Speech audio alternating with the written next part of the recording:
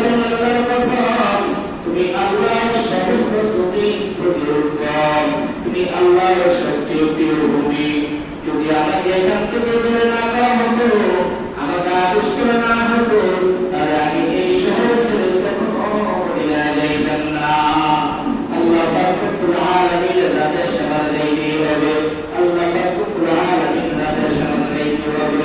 আল্লাহ রাসূল সাল্লাল্লাহু আলাইহি ওয়াসাল্লাম বারবার এই কথা বলেন, আর সত্যি হযরত তারিমের মান আল্লাহ পাক রব্বুল আলামিন তাকরীম করে আয়াত নাযিল করেন, ইন্নাল্লাযী ফারাদাল কুরআনা লারাব্বুকা ইলা মা'আন।